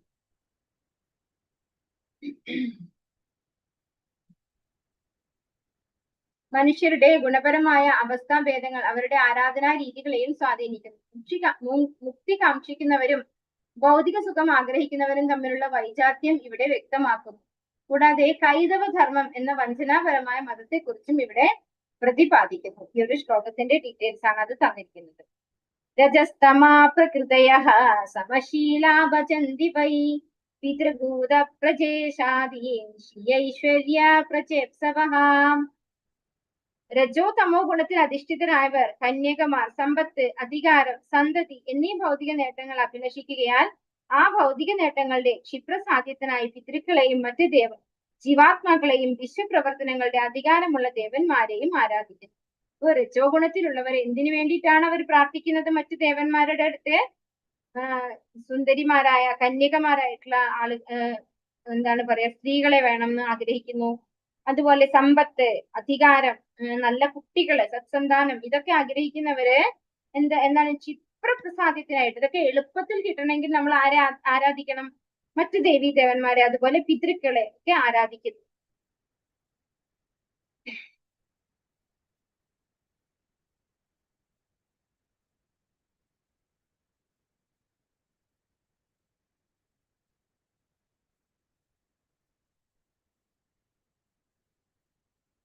ആരാധകർ, ആരാധനാ മുക്തികൾ, ലക്ഷ്യം, ഗുണം. അതായത് ഇതൊരു പട്ടികയാണ് തരുന്നത്. ആരാധിക്കുന്നത് ആരൊക്കെയാണ്? മുമുക്ഷുക്കൾ, മുക്തി ആഗ്രഹിക്കുന്നവര്. ആരെയാണ് ആരാധിക്കുന്നത്? വിഷ്ണു തത്വം, അതായത് നാരായണൻ, ദാമോദരൻ, ഗോവിന്ദൻ, ഇങ്ങനെ ഭഗവാന്റെ പല രൂപങ്ങളുണ്ട് അല്ലെ. അപ്പൊ മുമുക്ഷുക്കളായിട്ടുള്ളവരെ, മുക്തി ആഗ്രഹിക്കുന്നവരെ വിഷ്ണു തത്വത്തില് ആരാധന ചെയ്യുന്നു. അതിന് അവർക്ക് കിട്ടുന്ന ലക്ഷ്യം എന്താണ്? അവരുടെ ഉദ്ദേശം എന്താണ്? മോക്ഷം, ശാശ്വതമായ ആനന്ദം, അല്ലെ? അവരപ്പൊ ഏത് ഗുണത്തിലാണുള്ളത്? വിശുദ്ധ സത്വഗുണത്തിൽ, അല്ലെ? വിശുദ്ധ സത്വഗുണത്തിലുള്ളവരാണ് സ്വാഭാവികമായിട്ട് ഭഗവാനെ ആരാധിക്കുന്നവർ വിശുദ്ധ സത്വഗുണത്തിലുള്ളവരാണ്. അപ്പൊ അവർക്ക് ആഗ്രഹം എന്താണ്? മുക്തിയാണ് അവർ ആഗ്രഹിക്കുന്നത്. അതുപോലെ പെർമനന്റ് ഹാപ്പിനെസ്, അല്ലെ? അതായത് പെർമനന്റ് ആയിട്ടുള്ള സന്തോഷം, ശാശ്വതമായ ആനന്ദം. ഇനി രജോ ഗുണ പ്രധാനികൾ ആരെയാണ് ആരാധിക്കുക? അവരുടെ ആരാധനാമൂർത്തി ബ്രഹ്മാവ്, ഇന്ദ്രൻ, സൂര്യൻ, ചന്ദ്രൻ, ഗണപതി, ഇങ്ങനെയുള്ള ദേവി ദേവന്മാരെ ആരാധിക്കുന്നു. അവരെന്താണ് ആഗ്രഹിക്കുന്നത്? ഇതിൽ നിന്ന് സമ്പത്ത് ആഗ്രഹിക്കുന്നു, അധികാരം ആഗ്രഹിക്കുന്നു, സന്തതി സത്സന്താനങ്ങളെ ആഗ്രഹിക്കുന്നു, അല്ലെ? ഇതൊക്കെ അവർ ആഗ്രഹിക്കുന്നു. അവരുടെ നേട്ടം, അതായത് ലക്ഷ്യം അതാണ്. അവർ ഏത് ഗുണത്തിലാണ്? രജോ ഗുണത്തിലാണ് അവരിക്കുന്നത്. ഈ തമോ ഗുണ പ്രധാനികളായിട്ടുള്ളവരെ ഭൂതപതികൾ, കാളി, കാലഭൈരവൻ, ഇവരെയൊക്കെയാണ് ആരാധിക്കുന്നത്. അതായത് ഉഗ്രമൂർത്തികളെയാണ്, ഘോരമൂർത്തികളെയാണ് ആരാധിക്കുന്നത്. അവരുടെ ആവശ്യം എന്താണ്? ശത്രു സംഹാരം, നീചമായ സിദ്ധികൾ, അതായത് ചീത്തയായിട്ടുള്ള നീചസിദ്ധികൾ എന്ന് പറയുമ്പോൾ ആവശ്യമില്ലാത്തത്, അല്ലെ? അല്ലെങ്കിൽ നമുക്ക് ആധ്യാത്മികമായ പുരോഗതിക്ക് തടസ്സം നിൽക്കുന്നതായ സിദ്ധികൾ, അതാണ് നീചസിദ്ധികൾ എന്ന് പറയുന്നത്. അങ്ങനെയുള്ളവർ ഏത് ഗുണത്തിലാണ്? തമോ ഗുണത്തിലാണ് ഉള്ളത്. ഇനി കൈതവധർമ്മം, അതെന്താണ് കൈതവധർമ്മം? നമ്മൾ ഒന്നാമത്തെ അധ്യായത്തില് 2ാമത്തെ ശ്ലോകത്തിൽ നമ്മൾ ഇത് പഠിച്ചതാണ്. ഭൗതികമായ താൽക്കാലിക നേട്ടങ്ങൾക്കായി ദേവന്മാരെ ആരാധിക്കുന്ന രീതിയെ ഭാഗവതം കൈതവധർമ്മം, വഞ്ചനാപരമായ മതം എന്ന് വിളിക്കുന്നു. ഇത്തരം അനുഷ്ഠാനങ്ങൾ ജീവാത്മാവിനെ ഭൗതിക ബന്ധനത്തിൽ കൂടുതൽ ആഴ്ത്തുന്നു. ഭഗവത് ധാമത്തിലേക്ക് മടങ്ങാൻ ആഗ്രഹിക്കുന്നവർ നാരായണനെ മാത്രം ആരാധിച്ചാൽ മതിയാകും. അപ്പോൾ നമ്മൾ ഭഗവത് ധാമത്തിലേക്ക് തിരിച്ചു പോകണം എന്നാണ് ആഗ്രഹിക്കുന്നതെങ്കിൽ നമ്മൾ ഭഗവാനെ മാത്രം ആരാധിക്കണം. അപ്പൊ ഇവിടെ പറയുന്നതിന്റെ അർത്ഥം നമ്മൾ മറ്റ് ദേവീദേവന്മാരെ റിജക്ട് ചെയ്യണമെന്നോ അല്ലെങ്കിൽ നിന്ദിക്കണമെന്നോ ഇതൊന്നും അല്ല. നമ്മൾ എല്ലാ ദേവീദേവന്മാരെയും നമുക്ക് ആരാധിക്കാം. പക്ഷെ എന്തിനു വേണ്ടി ആരാധിക്കരുത്? ഭൗതികമായ ഒന്നിനും വേണ്ടി ആരാധിക്കരുത്. അവരും ഭഗവാന്റെ ഭക്തന്മാരായതുകൊണ്ടാണ്, നമ്മളെക്കാൾ ക്വാളിഫൈഡ് ആയതുകൊണ്ടാണ് അവർക്ക് ദേവന്മാരുടെ പൊസിഷൻ കിട്ടിയിരിക്കുന്നത്. അപ്പൊ നമുക്ക് അവരോട് റിക്വസ്റ്റ് ചെയ്യാം, നമ്മുടെ ഭൗതികമായ ആഗ്രഹങ്ങൾക്കല്ലാതെ ഭഗവാന്റെ ഭക്തിയിൽ പുരോഗമിക്കാനുള്ള തടസ്സങ്ങളെ ഇല്ലാതെയാക്കി തരണേ എന്ന് നമുക്ക് തീർച്ചയായിട്ടും അവരോട് പ്രാർത്ഥിക്കാവുന്നതാണ്. അവരെ നമ്മൾ തീർച്ചയായിട്ടും റെസ്പെക്ട് ചെയ്യണം. അതും ഭഗവത്ഗീതയിൽ നമുക്ക് പറഞ്ഞു തരുന്നുണ്ട്, അല്ലെ? നമ്മൾ ഒരിക്കലും ഒരു ദേവീദേവന്മാരെ പോയിട്ട് ഒരു ഉറുമ്പിനെ പോലും നിന്ദിക്കാൻ പാടില്ല ഒരു വൈഷ്ണവൻ എന്നാണ് പറയുന്നത്. ഓം നമോ ഭഗവതേ വാസുദേവായ.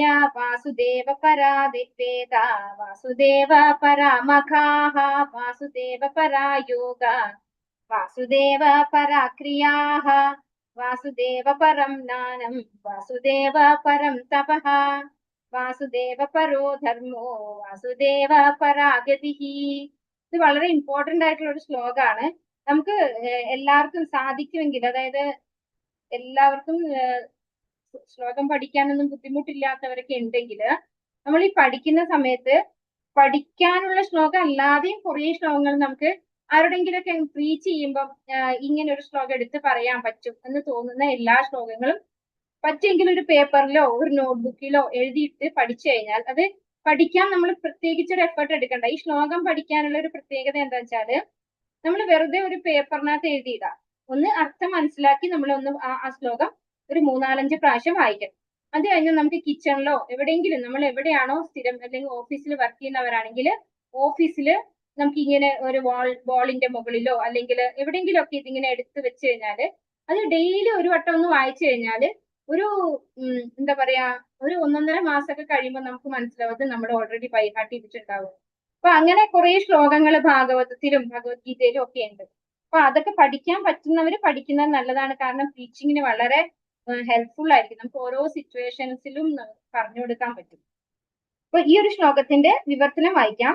വെളിപ്പെട്ട ധർമ്മശാസ്ത്ര വിജ്ഞാനത്തിന്റെ ആത്യന്തിക പൊരുൾ ശ്രീകൃഷ്ണൻ പരമദിവ്യോത്തമ പുരുഷനാകുന്നു. നമുക്ക് ഓരോ ഇതായിട്ട് നോക്കാം. വാസുദേവ പരാവേദ. ഈ വേദങ്ങൾ എന്താണ്? ഭഗവാനെ കുറിച്ച് അറിയാനുള്ളതാണ്, അല്ലെ? ഈ കാര്യം നമ്മൾ ഭഗവത്ഗീതയിലും പഠിച്ചിട്ടുണ്ട്. 15ാമത്തെ അധ്യായം 15ാമത്തെ ശ്ലോകത്തിൽ ഭഗവാൻ എന്ത് പറയുന്നുണ്ട്? വേദയിച്ചു സർവൈർ അഹമേവ വേദ്യോ. വേദങ്ങളൊക്കെ എന്നെ അറിയാൻ വേണ്ടിയുള്ളതാണ്, ഭഗവാനെ അറിയാന്നുള്ളതാണ് വേദത്തിന്റെ ഉദ്ദേശം എന്ന് ഭഗവാൻ ഭഗവത്ഗീതയിൽ പറഞ്ഞിട്ടുണ്ട്. അപ്പൊ അതാണ് ഇവിടെയും പറയുന്നത്. വാസുദേവ പരാവേദ. വേദങ്ങള് ഭഗവാനെ കുറിച്ച്, ഭഗവാനാണ് പര എന്ന് പറഞ്ഞു കഴിഞ്ഞാൽ പരമമായ ലക്ഷ്യം. വേദങ്ങളുടെ ലക്ഷ്യം എന്ന് പറയുന്നത് ഭഗവാനെ കുറിച്ച് അറിയുക എന്നാണ്. ഇനി വാസുദേവ പരാമഖ. മഖ പറഞ്ഞ എന്താണ്? മഖ എന്ന് പറഞ്ഞ യജ്ഞമാണ്. യജ്ഞങ്ങൾ ചെയ്യുന്നത് എന്തിനു വേണ്ടിയിട്ടാണ്? പരമലക്ഷ്യപ്രാപ്തിക്ക് വേണ്ടി തന്നെയാണ് യജ്ഞം ചെയ്യുന്നത് അല്ലെ? ഭഗവാനെ മനസ്സിലാക്കാൻ, ഭഗവാനെ തൃപ്തിപ്പെടുത്താൻ വേണ്ടിയാണ് യജ്ഞങ്ങളൊക്കെ. ഇപ്പൊ വാസുദേവ പരാമഖ, വാസുദേവ പരായോഗ. ഭഗവത്ഗീതയില് എല്ലാ അധ്യായത്തിന്റെയും പേര് എങ്ങനെയാണ്?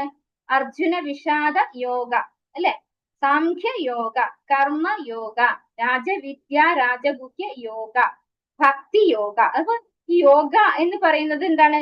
ഭഗവാനുമായിട്ടുള്ള കണക്ഷൻ ആണ് ഇത് പറയുന്നത്. അപ്പൊ ഈ യോഗയും എന്താണ് ലക്ഷ്യം വെക്കുന്നത്? ഭഗവാനെ ആണ് ലക്ഷ്യം വെക്കുന്നത് അല്ലെ? ഭഗവാനെ കുറിച്ച് അറിയാം, ഭഗവാനെ തൃപ്തിപ്പെടുത്തുക. അതാണ് യോഗയുടെയും ലക്ഷ്യം എന്ന് പറയുന്നത്.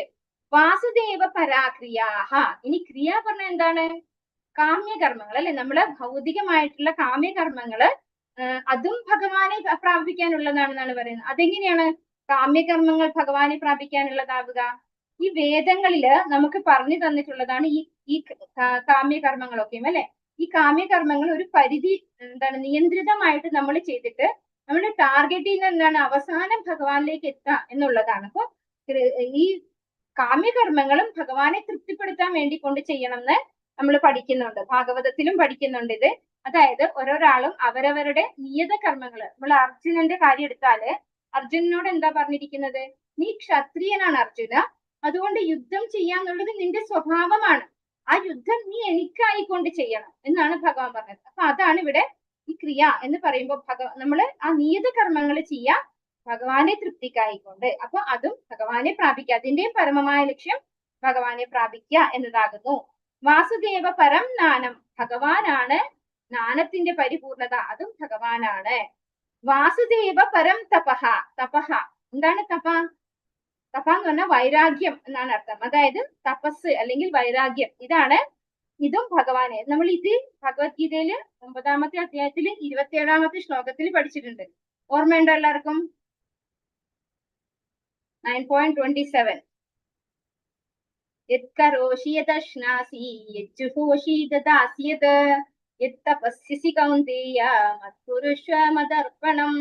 നീ എന്ത് ഭക്ഷിക്കുന്നുവോ, എന്ത് ദാനം ചെയ്യുന്നുവോ അല്ലെ, എന്ത് തപശ്ചര്യകൾ അനുഷ്ഠിക്കുന്നു, അതൊക്കെ എനിക്കായിക്കൊണ്ട് ചെയ്യണം അർജുന എന്ന് ഭഗവാൻ പറയുന്നുണ്ട് അല്ലെ? അപ്പൊ വാസുദേവ പരം തപഹ. അപ്പൊ തപസ്സിന്റെ അല്ലെങ്കിൽ വൈരാഗ്യത്തിന്റെ ഒക്കെ ലക്ഷ്യം എന്ന് പറയുന്നത് ഭഗവാനെ പ്രാപിക്കുക അല്ലെങ്കിൽ ഭഗവാനെ തൃപ്തിപ്പെടുത്തുക എന്നുള്ളതാണ്. വാസുദേവ പരോ ധർമ്മോ. ഭഗവാനാണ് ധർമ്മത്തിന്റെ പരിപൂർണതയും എന്താണ്? അതും ഭഗവാൻ തന്നെയാണ് അല്ലെ?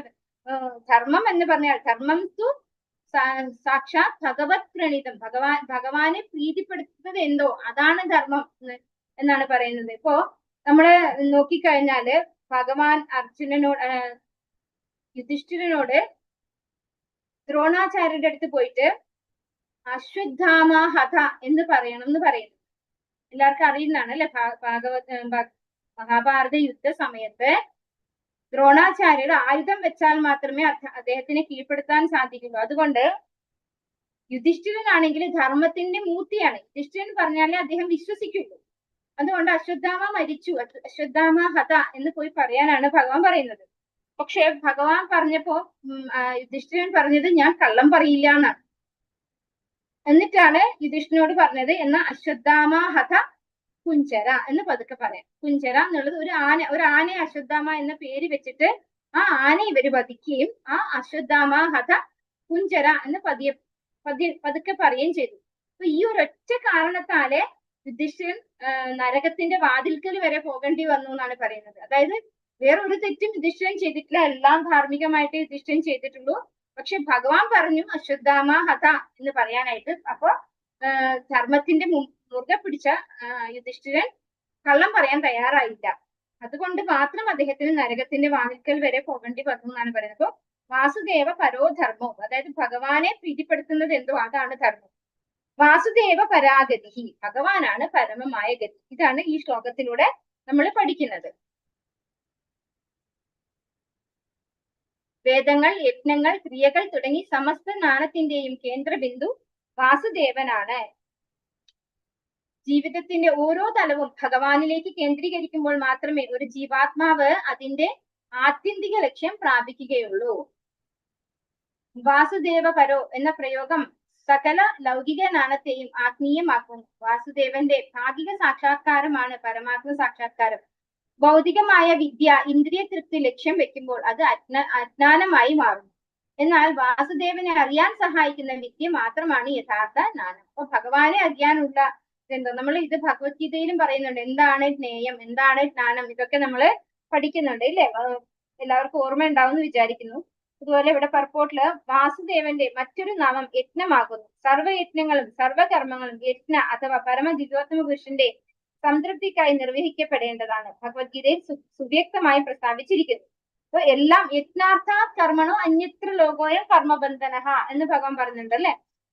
എന്തൊരു കർമ്മം നമ്മൾ ചെയ്യുന്നുണ്ടെങ്കിലും അതൊക്കെ യജ്ഞത്തിനായിക്കൊണ്ട് ഭഗവാനായിക്കൊണ്ട് നമ്മൾ ചെയ്യണം. അതുപോലെ തപശ്ചര്യ, ഏതൊരു കാര്യം ചെയ്യുമ്പോൾ ഭഗവത് പ്രീതിയാണ് നമ്മൾ ആഗ്രഹിക്കേണ്ടത്. ഭൗതിക ലോക സത്വഗുണം സ്വീകരിക്കുമ്പോഴും ഭഗവാൻ സർവ ഭൗതിക പ്രകൃതിക്കും അതീന്ദ്രിയനായി സ്ഥിതി ചെയ്യുന്നു. സുവ്യക്തമായി അക്കാര്യത്തെ താഴെ പ്രതിപാദിക്കുന്ന ദൃഷ്ടാന്തം തെളിയിക്കുന്നു. കാരാഗൃഹത്തിൽ കുറ്റവാളികളും ജയിലധികാരിയും ഉണ്ട്. മാത്രവുമല്ല അവർ ഇരുവരും രാജാനുശാസനങ്ങളാൽ നിയന്ത്രിക്കപ്പെടുന്നു. എന്നാൽ ജയിൽ സന്ദർശിക്കുന്ന രാജാവ് ജയിലിലെ നിയമങ്ങൾക്ക് അതീതനായി വർത്തിക്കുന്നു. രാജാവ് കാരാഗ്രഹ നിയമങ്ങൾക്ക് സദാ അതീന്ദ്രൻ എന്ന പോലെ ഭഗവാൻ ഭൗതിക ലോക നിയമങ്ങൾക്ക് സദാ അതീതനാണ്. അപ്പൊ ഈ ടെക്സ്റ്റിൽ കാണുന്ന ഉദാഹരണങ്ങളൊക്കെ എല്ലാവരും ശ്രദ്ധിക്കണം. ചിലപ്പോ പരീക്ഷയ്ക്ക് ചോദിക്കും. അപ്പൊ ഞാൻ അത് എടുത്തെടുത്ത് ഓരോന്നും പോയിന്റ് വൈസ് ആയിട്ട് ഞാൻ പറയാണ്. അപ്പൊ ഇവിടെ കൊടുത്തിരിക്കുന്ന ഒരു കമ്പാരിസൺ ആണ് ഇത്. അതായത് ഭഗവാൻ എന്ന് പറയുന്നത് അതീന്ദ്രിയനാണ് അല്ലെ. ഭഗവാനാണ് ഈ എല്ലാ ഗുണങ്ങളുടെയും കൺട്രോളർ അല്ലെങ്കിൽ നിയന്ത്രകൻ എന്ന് പറയുന്നത്. അപ്പൊ ഭഗവാനിൽ നിന്ന് വന്നിട്ടുള്ള ഈ ഗുണങ്ങൾക്ക് ഭഗവാൻ വിധേയനല്ല അല്ലെങ്കിൽ ഭഗവാൻ അധീനനല്ല എന്ന് ബോധ്യപ്പെടുത്തുന്ന ഒരു ഉദാഹരണമാണ് ഈ പറയുന്നത്. അതായത് ഒരു രാജാവിന്റെ കാരാഗൃഹം അല്ലെ, ജയിലുണ്ടാവും. ഒരു ഭരണാധികാരിയുടെ അടുത്ത് ജയിലുണ്ടാവും തെറ്റ് ചെയ്യുന്നവരെ ശിക്ഷിക്കാനായിട്ട്. ഈ ശിക്ഷിക്കാൻ വേണ്ടിയിട്ട് നമ്മൾ ജയിലിൽ ഇടുമ്പോ അവിടെ റൂൾസ് റെഗുലേഷൻസ് ഉണ്ടാവും അല്ലെ. ഈ ജയിലിനൊക്കെ റൂൾസ് റെഗുലേഷൻസ് ഉണ്ടാവും. ഈ റൂൾസ് റെഗുലേഷൻസ് ആർക്കാണ് ബാധിക്കുക? ഈ അതായത് ജയിലിൽ പ്രിസണിലായിട്ടുള്ള അല്ലെങ്കിൽ ശിക്ഷിക്കപ്പെട്ടിരിക്കുന്ന വ്യക്തിക്ക് ഇത് ബാധകമാണ്. അതുപോലെ കുറെ റൂൾസ് ആർക്ക് ബാധകമാണ്? ഈ ജയിലിന്റെ പുറത്ത് ഇവരെ കാവൽക്കാരനായി നിർത്തുന്നുണ്ടാവുമല്ലോ, ജയിലറായിട്ട് നിർത്തുന്നുണ്ടാവുമല്ലോ, അവർക്കും കുറെ റൂൾസ് ബാധകമാണ്. പക്ഷെ ഇതേ ജയിലില് ആ രാജാവ്, ഏത് രാജാവിന്റെ അധീനതയിലാണോ ഈ ജയിലുള്ളത്, ആ രാജാവ് വരെയാണ് ഇവരെയൊക്കെ കാണാൻ വേണ്ടിയിട്ട് എങ്കില് ആ രാജാവിന് പക്ഷെ എന്ത് ബാധകമല്ല? ഈ ജയിലിലുള്ള ഒരു നിയമങ്ങളും ബാധകമല്ല. അതുപോലെയാണ് ഭഗവാന് ഈ പറയുന്ന സത്ത് രജസ് തമോ ഗുണങ്ങള് ഭഗവാനെ ബാധിക്കുന്നില്ല എന്ന് പറയുന്നതിന്റെ ഒരു ഉദാഹരണമാണ് ഇവിടെ പറയുന്നത്. രാജാവ് കാരാഗ്രഹ നിയമങ്ങൾക്ക് സദാ അതീന്ദ്രൻ എന്ന പോലെ ഭഗവാൻ ഭൗതിക ലോക നിയമങ്ങൾക്ക് സദാ അതീതനാണ്. അപ്പൊ ഭഗവാൻ ഉണ്ടാക്കിയ നിയമമാണ് ഇവിടെ ഉള്ളത്. പക്ഷെ ഭഗവാൻ അതിന് അധീനനല്ല, അതിന് അതീന്ദ്രിയനാണ്. അതിനെ കൺട്രോൾ ചെയ്യാൻ കഴിയുന്ന ആളാണ് ഭഗവാൻ. അതാണ് പറയുന്നത്. സ ഏവേദം സസർജാഗ്രേ ഭഗവാനാത്മമായയാ സദസദ്രുപയാ ചാസൗ ഗുണമയ്യാ ഗുണോ വിഭുഃ. ഭൗതിക സൃഷ്ടിയുടെ ആരംഭത്തിൽ പരമദിവ്യോത്തമ പുരുഷനായ വാസുദേവൻ അദ്ദേഹത്തിന്റെ സർവാധിശായിയായ ആന്തരിക ശക്തിയാൽ കാര്യകാരണ ശക്തികളെ സൃഷ്ടിച്ചു. അപ്പൊ ഭഗവാൻ ഈ സൃഷ്ടിയുടെ ആരംഭത്തിന് മുമ്പും ഭഗവാനുണ്ട് അല്ലെ. ആ ആരംഭ സമയത്ത് ഭഗവാൻ വാസുദേവനാണ് അദ്ദേഹത്തിന്റെ സർവാധിശായിയായ ആന്തരിക ശക്തിയാൽ കാര്യകാരണ ശക്തികളെ സൃഷ്ടിച്ചിരിക്കുന്നത്. ഭൗതിക പ്രപഞ്ചം സൃഷ്ടിക്കുമ്പോഴും ഭഗവാൻ അതിന്റെ ഗുണങ്ങളാൽ ബാധിക്കപ്പെടാതെ നിലകൊള്ളുന്നത് അവിടുത്തെ പരമമായ വൈഭവമാണ്. മായാശക്തി ഭഗവാന് കീഴ്പ്പെട്ടതായതിനാൽ ഭഗവാൻ ഒരിക്കലും മായയ്ക്ക് അടിമപ്പെടുന്നില്ല. ഇത് നമ്മൾ ഭഗവത്ഗീതയിലും പഠിക്കുന്നു. എന്താണ് നമ്മൾ ഭഗവത്ഗീതയിൽ പഠിച്ചിട്ടുള്ളത്? മയാധ്യക്ഷേണ പ്രകൃതി സുഖ്യതേ സചരാചരം അല്ലെ. ഭഗവാന്റെ അധീനതയിലാണ്, ഭഗവാന്റെ കൺട്രോളിലാണ് മായാശക്തി ഉള്ളത്. തയാ വിലസിതേഷു ഗുണേഷു ഗുണവാനിവ അന്തഃപ്രവിഷ്ട ആഭാതി വിജ്ഞാനേന വിജൃംഭിതഃ. ഭൗതിക തത്വങ്ങളുടെ സൃഷ്ടിക്ക് ശേഷം ഭഗവാൻ സ്വയം വിസ്തരിച്ച് അവയിൽ സന്നിവേശിച്ചു. അപ്രകാരം ഭഗവാൻ ഭൗതിക പ്രകൃതിയുടെ ഗുണങ്ങളുടെ സ്വാധീനതയിലായ ജീവസൃഷ്ടികൾക്കായി ആവിർഭവിച്ചു. എങ്കിലും ഭഗവാൻ തന്റെ അതീന്ദ്രിയ പദവിയിൽ സർവദാ പരിപൂരിത ജ്ഞാനോദ്ദീപമായി നിലകൊള്ളുന്നു. ഭൗതിക തത്വങ്ങളുടെ സൃഷ്ടിക്ക് ശേഷം ഭഗവാൻ സ്വയം വിസ്തരിച്ച് അവയിൽ സന്നിവേശിച്ചു. അതാരാണ് അതിൽ സന്നിവേശിച്ചത്? ഭഗവാൻ രണ്ടു വിധത്തിൽ സന്നിവേശിക്കുന്നുണ്ട്. ആദ്യം കാരണോദകശായി വിഷ്ണു ആയിട്ട് എല്ലാ സൃഷ്ടി അല്ലെ എല്ലാ പ്രപഞ്ചങ്ങളും ഭഗവാന്റെ രോമകൂപത്തിൽ നിന്ന് വരുന്നു. അതിനുശേഷം ആ രോമകൂപത്തിൽ നിന്ന് വരുന്ന ഓരോ പ്രപഞ്ചത്തിനകത്തും ഭഗവാൻ ഉൾപ്പോകുന്നുണ്ട്. ആരായിട്ട്? ഗർഭോദകശായി വിഷ്ണു ആയിട്ട് അല്ലെ. എല്ലാ ബ്രഹ്മാണ്ടങ്ങളുടെ ഉള്ളിലും ഭഗവാൻ ഇരിക്കുന്നു ഗർഭോദകശായി വിഷ്ണു ആയിട്ട്. ആ ഗർഭോദകശായി വിഷ്ണുവിന്റെ നാഭീപത്മത്തിൽ നിന്ന് ആര് വരുന്നു? സൃഷ്ടിയുടെ കൺട്രോളർ ആയിട്ടുള്ള ബ്രഹ്മാവ് അല്ലെ, സൃഷ്ടിയുടെ എന്താ പറയാ, സൃഷ്ടിയുടെ റെസ്പോൺസിബിലിറ്റി ഉള്ള ഭഗവാൻ അല്ലെ, ഗുണാവതാരം. ഭഗവാന്റെ തന്നെ ഗുണാവതാരമാണ് ബ്രഹ്മാവ്. അങ്ങനെയുള്ള ബ്രഹ്മാവ് ഭഗവാന്റെ നാഭീപത്മത്തിൽ നിന്ന് വരുന്നു. ആ ബ്രഹ്മാവാണ് പിന്നീടുള്ള സെക്കൻഡറി ക്രിയേഷൻ അല്ലെ, അതായത് വിസർഗ ചെയ്യുന്നത്. ആ ഓരോ ക്രിയേഷനിലും ഭഗവാൻ ആരായിട്ട് വന്നിരിക്കുന്നു? പരമാത്മാവായിട്ട് അല്ലെ. ക്ഷീരോദകശായി വിഷ്ണു പരമാത്മാവായിട്ട് എല്ലാവരുടെ ഉള്ളിലും ഉൾപ്പോകുന്നു. അപ്പൊ ഇവിടെ എന്താ പറയുന്നത്?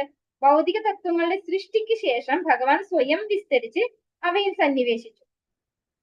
അപ്രകാരം ഭഗവാൻ ഭൗതിക പ്രകൃതിയുടെ ഗുണങ്ങളുടെ സ്വാധീനതയിലായ ജീവസൃഷ്ടികൾക്കായി, അപ്പൊ ഈ 3 വിധം ഗുണങ്ങളുടെയും സ്വാധീനത്തിലാണ് ജീവസൃഷ്ടികൾ ഉള്ളത്, അവർക്കായിട്ട് ആവിർഭവിച്ചു. അതായത് എല്ലാവരുടെ ഉള്ളിലും പരമാത്മാവായിട്ട് ഭഗവാനുണ്ട്. പക്ഷെ ഭഗവാൻ നമ്മുടെയൊക്കെ പരമാത്മാവായിട്ട് ഉണ്ടെന്ന് കരുതിയിട്ട് നമ്മൾ ആരും ഈ ഭൗതികമായിട്ടുള്ള ഈ 3 ഗുണങ്ങൾക്ക് അധീനരല്ല അല്ലെ. നമ്മൾ അതിന് അതീതരാണ്, അതിന് അധീനരല്ല. ഭഗവാൻ എല്ലാറ്റിനും അതീതനാണെങ്കിലും നമ്മൾ ഇതിന്റെ കൺട്രോളിലാണ്, ഈ 3 ഗുണങ്ങളുടെയും കൺട്രോളിലാണ് നമ്മൾ ഇരിക്കുന്നത്. നമ്മുടെ ഉള്ളിൽ ഭഗവാൻ പരമാത്മാവായി ഇരുന്നിട്ട് പോലും അതായത് സ്വാധീനതയിലായ ജീവസൃഷ്ടികൾക്കായി ആവിർഭവിച്ചു. എങ്കിലും ഭഗവാൻ തന്റെ അതീന്ദ്രിയ പദവിയിൽ സർവ്വതാ പരിപൂരിത ജ്ഞാനോദ്ദീപമായി നിലകൊള്ളും. അപ്പൊ ഭഗവാൻ പരമദിവ്യോത്തമ പുരുഷനാണ്, പരമാത്മാവായി നമ്മുടെ ഉള്ളിലുണ്ട്. നമ്മള് ഈ ഭൗതിക പ്രകൃതിയുടെ 3 ഗുണങ്ങൾക്കും അതീശരാണെങ്കിലും ഭഗവാൻ പരമദിവ്യോത്തമ പുരുഷനായിട്ട് അപ്പോഴും ഇതിനെ ഒന്നും ടച്ച് ആവാതെ, അത് എന്താ പറയാ, അചിന്ത്യ ഭേദ അഭേദ ശക്തി എന്ന് ചൈതന്യ മഹാപ്രഭു പറഞ്ഞിരിക്കുന്നത് ഇതുകൊണ്ടാണ്. ഭഗവാൻ എല്ലാറ്റിന്റെയും ഉള്ളിലുണ്ട്, ഭഗവാൻ എല്ലാറ്റിനെയും സൃഷ്ടിക്കുന്നു. പക്ഷെ ഭഗവാൻ ഈ സൃഷ്ടിയിൽ നിന്നും വ്യത്യസ്തമാണ്, ഭഗവാനെ ഇതൊന്നും ബാധിക്കുന്നില്ല. വേദങ്ങൾ ഒരു വൃക്ഷത്തിലെ 2 പക്ഷികളുടെ ഉദാഹരണമാണ് ഇവിടെ നൽകുന്നത്. ഒരു പക്ഷി ജീവാത്മാവ് കർമ്മഫലങ്ങൾ ഭക്ഷിക്കുമ്പോൾ മറ്റേ പക്ഷി പരമാത്മാവ് അതിന് സാക്ഷിയായി നിലകൊള്ളും. ഭഗവാൻ സൃഷ്ടിയിലേക്ക് പ്രവേശിക്കുമ്പോഴും ഭൗതിക ഗുണങ്ങൾ അദ്ദേഹത്തെ സ്പർശിക്കുന്നില്ല. ശ്രീപാദ ശങ്കരാചാര്യർ പോലും ഭഗവാന്റെ ഈ അതീന്ദ്രിയ പദവിയെ അംഗീകരിച്ചിട്ടുണ്ട്. അപ്പൊ ഇവിടെ പർക്കോട്ടിൽ തന്നിരിക്കുന്ന ഒരു ഉദാഹരണമാണ്. നമ്മളിത് ഭഗവത്ഗീതയിലും പഠിച്ചിട്ടുണ്ട്. 2 പക്ഷികൾ അല്ലെ, ഒന്ന് ജീവാത്മാവാണെങ്കിൽ മറ്റൊന്ന് പരമാത്മാവാണ്. പരമാത്മാവ് സാക്ഷിയായിട്ടാണ് ഇരിക്കുന്നത്, പക്ഷെ ജീവാത്മാവ് എന്ത് ചെയ്യുന്നു? ഈ ഫലം ആസ്വദിക്കുകയാണ് ചെയ്യുന്നത് അല്ലെ. അത് ഒരു പക്ഷി വൃക്ഷത്തിലെ ഫലം ഭക്ഷിക്കുന്നു, മറ്റേ പക്ഷി ഈ പ്രവൃത്തിക്ക് സാക്ഷിയാകുന്നു. ഇവിടെ സാക്ഷി ഭഗവാനും ഫലഭോജി ജീവാത്മാവുമാകുന്നു. ഫലഭോജി അതിന്റെ യഥാർത്ഥ അനന്യതയെ വിസ്മരിച്ച് ഭൗതിക അവസ്ഥയിലുള്ള കർമ്മഫല ഹേതുവായ പ്രവർത്തനങ്ങളിൽ ആധിക്യമായി വ്യാപരിക്കുന്നു. അതാണ് മെയിൻ ഇമ്പോർട്ടന്റ്. ഫലഭോജി അതായത് ജീവാത്മാവ് അതിന്റെ യഥാർത്ഥ അനന്യതയെ, അതായത് അത് ശാശ്വതനാണല്ലേ. ജീവാത്മാവ് ശാശ്വതനാണെന്ന് ഭഗവത്ഗീതയിൽ ഭഗവാൻ പറയുന്നുണ്ട്. മമ ഈ വാംശു ജീവലോകെ ജീവഭൂത സനാതന. ജീവഭൂത എന്ന് പറയുന്നത് സനാതനരാണ്. പക്ഷെ അതിനെ വിസ്മരിച്ചുകൊണ്ട് ഭൗതിക അവസ്ഥയിലുള്ള കർമ്മഫല ഹേതുവായ പ്രവർത്തനങ്ങളിൽ ആധിക്യമായി വ്യാപരിക്കും. എന്നാൽ ഭഗവാൻ സദാ അതീന്ദ്രിയജ്ഞാനത്താൽ പരിപൂർണ അഭിജ്ഞനാണ്. പരമാത്മാവും ബദ്ധാത്മാവും തമ്മിലുള്ള അന്തരമാണിത്. അതായത് നമ്മള് ഭഗവാനെ മറന്ന് നമ്മുടെ ആ ശാശ്വതമായിട്ടുള്ള ജീവിതം മറന്ന് നമ്മള് ഈ ഭൗതിക ലോകത്തിലുള്ള ഒരു വ്യക്തിയാണ് ഞാനെന്ന് വിചാരിക്കുന്നു. അത് ശ്രീപാദ ശങ്കരാചാര്യർ പോലും ഭഗവാന്റെ ഈ അതീന്ദ്രിയ പദവി അംഗീകരിച്ചിട്ടുണ്ട്.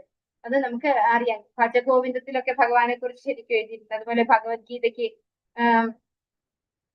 ഗീതാ മഹാത്മ്യം തന്നിട്ടുണ്ട് ശങ്കരാചാര്യർ. ഭഗവാനെ അംഗീകരിച്ചിട്ടുണ്ട്. കാരണം ശങ്കരാചാര്യര് ഭഗവാന്റെ ശുദ്ധ ഭക്തനായിട്ടുള്ള മഹാദേവന്റെ അവതാരാണ് അല്ലെ. മഹാദേവനാണ് ശങ്കരാചാര്യരായി വന്നിട്ടുള്ളത്.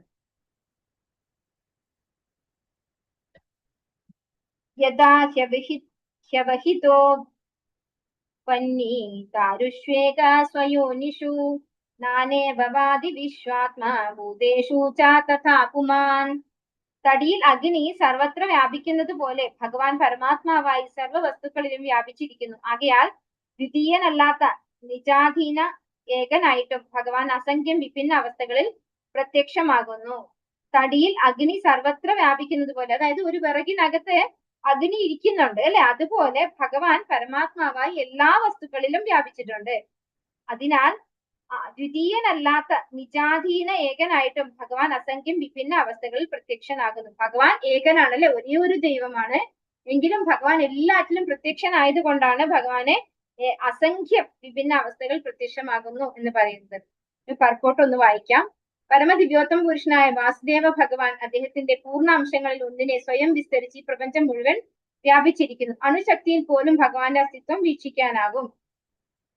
വിറകിൽ നിന്നും അഗ്നി ആവിർഭവിക്കുന്നു, ക്ഷീരത്തിൽ നിന്നും തൈര് കടഞ്ഞെടുക്കാം. അപ്രകാരം ഉപനിഷത്തുകൾ, വേദാന്തം പോലുള്ള വേദസാഹിത്യങ്ങളിൽ സവിശേഷമായി പ്രതിപാദിച്ചിരിക്കുന്ന അതീന്ദ്രിയ വിഷയങ്ങളുടെ നിയമാനുസൃതമായ ശ്രവണ കീർത്തനത്താൽ ഭഗവാന്റെ സാന്നിധ്യം പരമാത്മാവായി അനുഭവ ഗോചരമാകുന്നു. ഈ വേദസാഹിത്യങ്ങളുടെ ഉത്തമ വിശ്വാസയോഗ്യമായ വ്യാഖ്യാനമാണ് ശ്രീമദ് ഭാഗവതം. അപ്പോൾ ഇതിൽ നിന്ന് മനസ്സിലാക്കേണ്ടത്, നമ്മള് ക്ഷീരത്തിൽ നിന്നും തൈര് കടഞ്ഞെടുക്കാം, അതുപോലെ തൈരിൽ നിന്ന് നമുക്ക് വെണ്ണ കടഞ്ഞെടുക്കാം അല്ലെ. അത് കടഞ്ഞാലാണ് എടുക്കാൻ പറ്റുക. അപ്പൊ ആ കടയുന്ന പ്രവർത്തനമാണ് എന്ത്? ശ്രവണ കീർത്തനങ്ങൾ. ഭഗവാനെ കുറിച്ച് ശ്രവണ കീർത്തനങ്ങൾ നമ്മൾ ചെയ്യുമ്പോൾ നമ്മുടെ ഉള്ളിൽ, എല്ലാവരുടെ ഉള്ളിലും പരമാത്മാവായിട്ടുണ്ട് ഭഗവാൻ, എല്ലാറ്റിലും ഭഗവാനുണ്ട്. ആ ഭഗവാനെ നമുക്ക് ശരിക്കും മനസ്സിലാക്കാൻ സാധിക്കുക എങ്ങനെയാണ്? തൈര് കടയുമ്പോൾ എങ്ങനെയാണോ വെണ്ണ ലഭിക്കുന്നത്, അതുപോലെ നമ്മൾ ഭഗവാനെ കുറിച്ച് ശ്രവിക്കുകയും കീർത്തിക്കുകയും ചെയ്യുമ്പോൾ നമുക്ക് ആ ഭഗവാന്റെ സാന്നിധ്യം പരമാത്മാവായിട്ട് അനുഭവ ഗോചരമാകുന്നു എന്നാണ് പറയുന്നത്. അപ്പോൾ ശ്രീമദ് ഭാഗവതം എന്ന് പറയുന്നത് ഇതിന്റെ ഉത്തമമായ വ്യാഖ്യാനമാണ്. അതീന്ദ്രിയ സന്ദേശ ശ്രവണത്തിലൂടെ ഭഗവാനെ സാക്ഷാത്കരിക്കാം. അതീന്ദ്രിയ വിഷയത്തെ അനുഭവിച്ചറിയാനുള്ള ഏക മാർഗം ആണിത്. വിറകിൽ അഗ്നി എന്ന പോലെ ഭഗവാൻ സർവ്വ ജീവജാലങ്ങളിലും പ്രപഞ്ചത്തിന്റെ കണികകളിലും വ്യാപിച്ചിരിക്കുന്നു. ഈ സർവ്വവ്യാപിത്വം ജീവാത്മാക്കളുടെ കർത്തവ്യങ്ങളെയും ആഗ്രഹങ്ങളെയും പിന്തുണയ്ക്കുന്നതിനാണ്.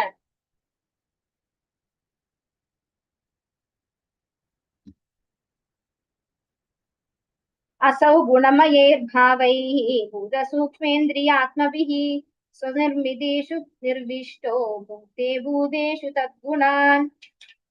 ഭൗതിക പ്രകൃതിയുടെ സ്വാധീനത്തിലായ ജീവാത്മാക്കളുടെ ശരീരത്തിൽ പരമാത്മാവ് സന്നിവേശിക്കുകയും അപ്രകാരം ഹൃദയസ്ഥനായ ഈ ഗുണങ്ങളിൽ, പരിണാമങ്ങളിൽ, ഭൗതിക പ്രകൃതിയുടെ ഗുണപരിണാമങ്ങളിൽ ആനന്ദിക്കാനുള്ള സംഭവ ഹേതുവാകുന്നു. ഭൗതിക പ്രകൃതിയിൽ പരമാത്മാവ് പ്രവേശിക്കുകയും സൂക്ഷ്മ മനസ്സിനാൽ ആ പ്രവർത്തന ഫലങ്ങളിൽ അവരെ ആനന്ദിപ്പിക്കാൻ ഹേതുവാവുകയും ചെയ്യുന്നു. ജീവാത്മാവ് ആഗ്രഹിക്കുകയും ഭഗവാൻ അത് തീരുമാനിക്കുകയും ചെയ്യുന്നു. പുത്രന്റെ ക്ലേശവും സന്തോഷവും പരോക്ഷമായി പിതാവിനെ ബാധിക്കുമെങ്കിലും പിതാവ് ആ ക്ലേശങ്ങൾക്ക് അതീതനായിരിക്കുന്നത് പോലെ ഭഗവാൻ ജീവാത്മാക്കളിൽ വസിക്കുന്നു, വിറകിൽ അഗ്നി എന്ന പോലെ. ഭഗവാനെ അതീന്ദ്രിയ സന്ദേശങ്ങളുടെ ശ്രവണത്തിലൂടെ മാത്രമേ സാക്ഷാത്കരിക്കാൻ സാധിക്കൂ. അതായത് ഇവിടെ എന്താ പറയുന്നത്? ഭൗതിക പ്രകൃതിയുടെ സ്വാധീനത്തിലായ ജീവാത്മാക്കളുടെ ശരീരത്തിൽ പരമാത്മാവ് സന്നിവേശിക്കുകയും അപ്രകാരം ഹൃദയസ്ഥനായി ഈ ഗുണങ്ങളിൽ, പരിണാമങ്ങളിൽ, ഭൗതിക പ്രകൃതിയുടെ ഗുണപരിണാമങ്ങളിൽ ആനന്ദിക്കാനുള്ള സംഭവ ഹേതുവാകുന്നു. ഈ കാര്യം ഭഗവത്ഗീതയിൽ ഭഗവാൻ പറഞ്ഞിട്ടുണ്ട്. ഭഗവത്ഗീതയിൽ എവിടെയാ പറഞ്ഞിട്ടുള്ളത്? 13-ാമത്തെ അധ്യായത്തിൽ പറഞ്ഞിട്ടുണ്ട്. ഉപദ്രഷ്ടാനുമന്താ ച ഭർത്താ ഭോക്താ മഹേശ്വരഃ പരമാത്മേതി ചാപ്യുക്തോ ദേഹേസ്മിൻ പുരുഷഃ പരഃ. ഭഗവാൻ എല്ലാവരുടെയും ഹൃദയത്തിൽ ഇരിക്കുന്നുണ്ട് അല്ലെ. എന്നിട്ട് നമ്മൾ എന്ത് ചിന്തിക്കുന്നു, എന്ത് ആഗ്രഹിക്കുന്നു, എന്ത് പ്രവർത്തിക്കുന്നു, ഇതിനൊക്കെ ഉപദ്രഷ്ട, സാക്ഷിയായിട്ടിരിക്കുന്നു ഭഗവാൻ അല്ലെ. എന്നിട്ട് നമ്മൾ എന്ത് ആഗ്രഹിച്ചാലും അത് തെറ്റായാലും, ചിലപ്പോൾ ശരിയായാലും തെറ്റായാലും ഭഗവാൻ എന്ത് തരുന്നു?